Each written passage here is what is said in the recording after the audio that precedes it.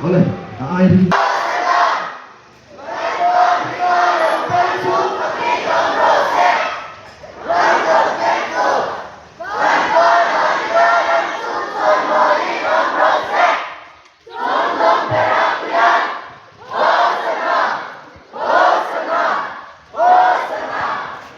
kaki lupa petria.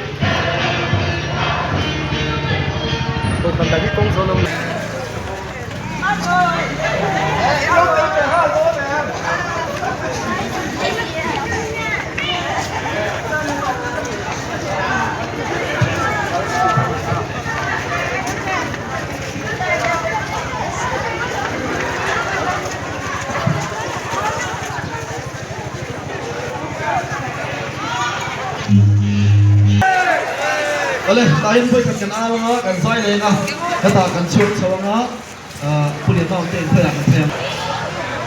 Oleh, betul mo sa tao le kan araw. Tin, ano ba tayo tele ano ba ang suot sa? Fucking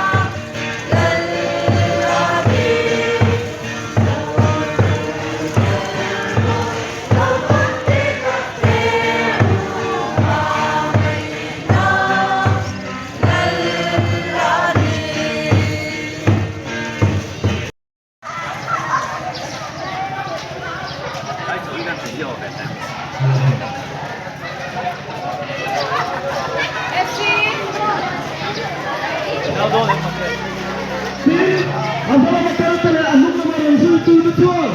Hosanna! May pahingalang kansupati ng Rose. Ranyo Kentu. Kanta binarang sunsoy mahin ang Rose. Zumang Berakian. Hosanna! Hosanna! Hosanna!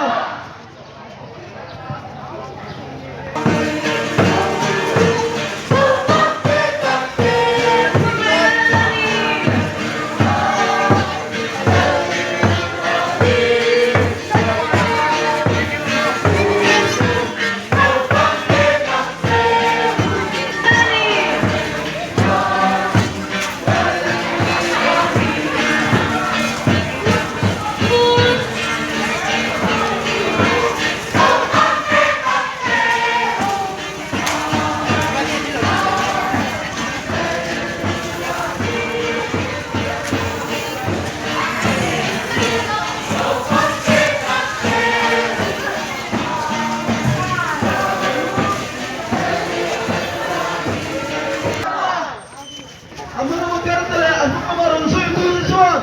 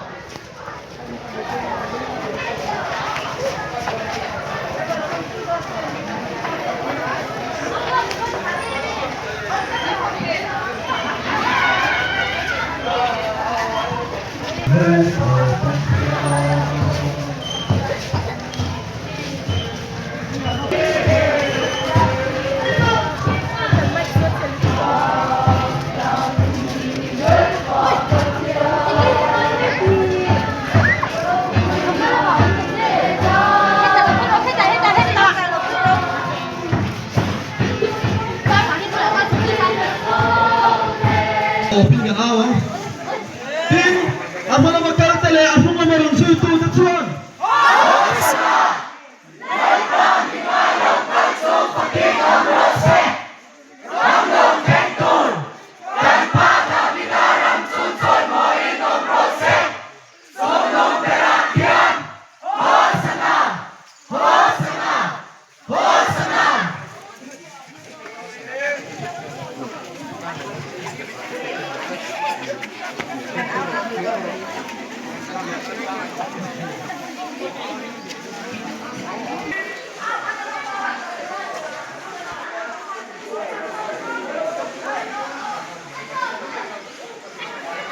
Wala ka sa wata niya.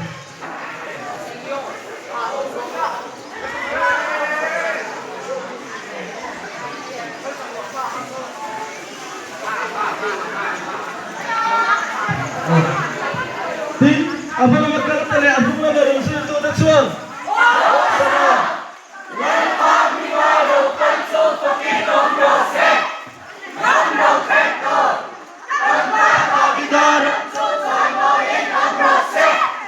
Zumang Berakian.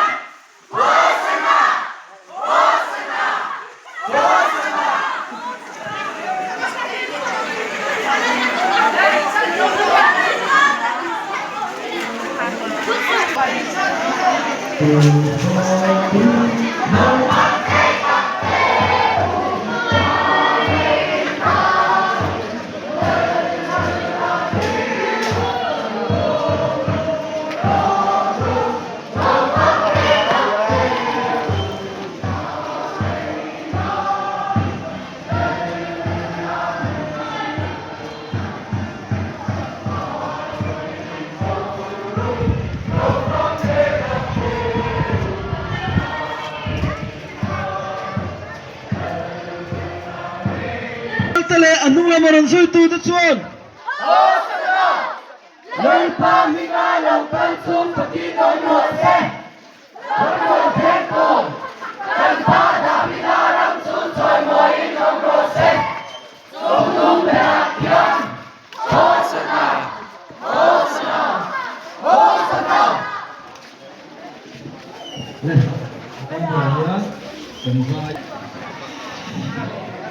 Kami nagpapatiyang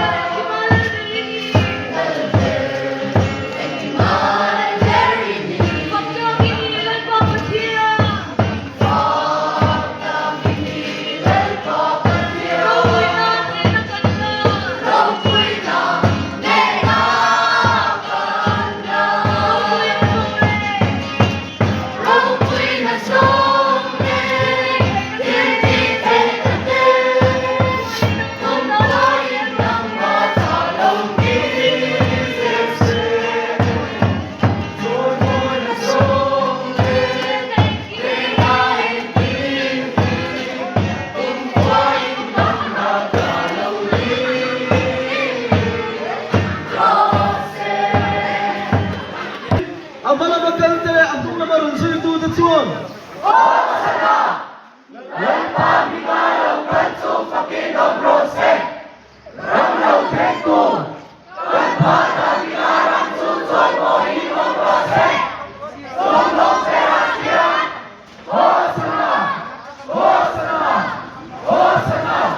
Naman sa ito at suwan.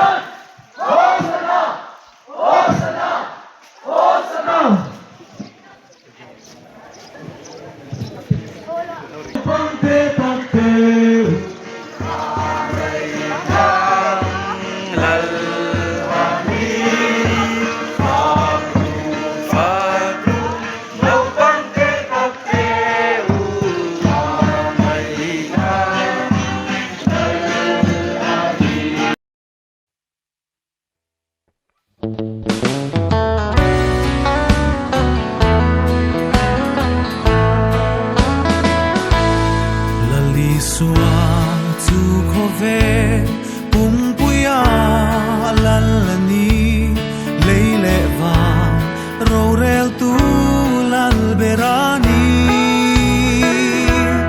varang elle seraf zinga po lalani Isua tu leile van lalberani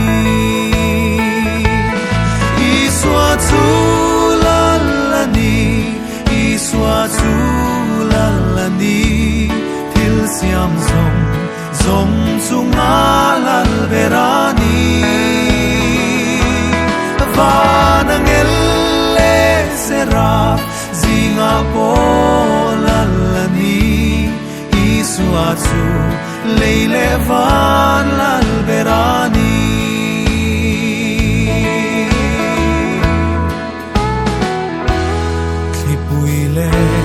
tui fonten at huan oi china partele middelte atidamma sia con tu le visual verte po sentir Isua su visual del alberani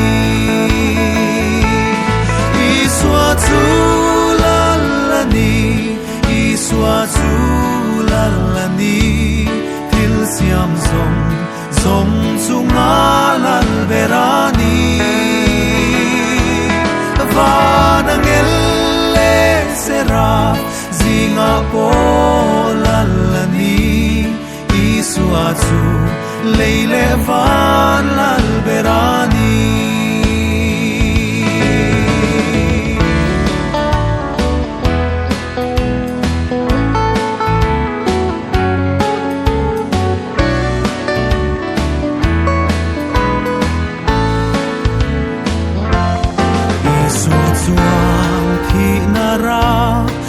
thak ber po ngam ta akheng be tu tan po lal berani thi dale mi thi kwang po inan ngam thailo Isua su kanun na lal berani Isua tu lalani Isua tu lalani til siam zong sunga lalberani vanang elle seraf zinga po lalani Isua tu leile van lalberani Isua tu lalani Isua tu lalani til siam zong sunga lalberani vanang elle seraf zinga po lalani Isua tu leile van lalberani vanang elle seraf zinga po lalani Isua tu leile van lalberani